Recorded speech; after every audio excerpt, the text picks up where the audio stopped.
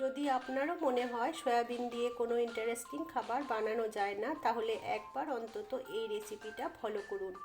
রুটি বা পরোটার সাথে একদম পারফেক্টভাবে চলে সয়াবিনের এই প্রিপারেশনটা। আমি 1 বাটি পরিমাণ সয়াবিন গরম জলে ভিজতে দিয়েছিলাম। সয়াবিন যখন ভালোভাবে ভিজে গিয়ে ফুলে উঠবে, তখন সয়াবিন থেকে জল সম্পূর্ণ বের করে নিয়ে একটা অন্য পাত্রে তুলে রাখবো। এবার ওর মধ্যে 4-5 টেবিল চামচ টক দই, 1 চামচ করে আদা রসুনের পেস্ট, নুন, হলুদ, জিরে গুঁড়ো, কাশ্মীরি লঙ্কার গুঁড়ো, কসৌরি মেথি আর 1.5 টেবিল চামচ বেসন দিয়ে সয়াবিনগুলো খুব ভালোভাবে ম্যারিনেট করে 15 থেকে 20 মিনিট রেখে দেব।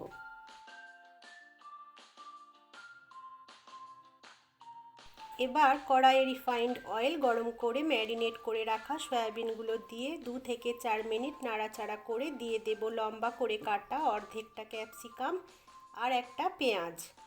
1 মিনিটের জন্য নেড়েচেড়ে নামিয়ে নেব।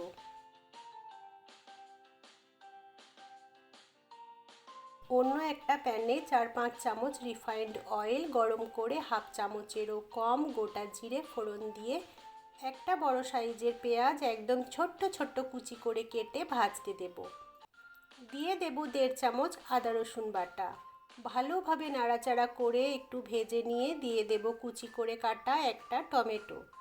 একটু নেড়েচেড়ে ভেজে নিয়ে একে একে দিয়ে দেব টেবিল চামচ অনুপাতে 1/2 চামচ চিনি, 1 চামচ নুন, 1/2 চামচ হলুদ গুঁড়ো, 1/2 চামচ জিরে গুঁড়ো, 1/2 চামচ কাশ্মীরি লঙ্কার গুঁড়ো, 1/2 চামচ গরম মশলার গুঁড়ো।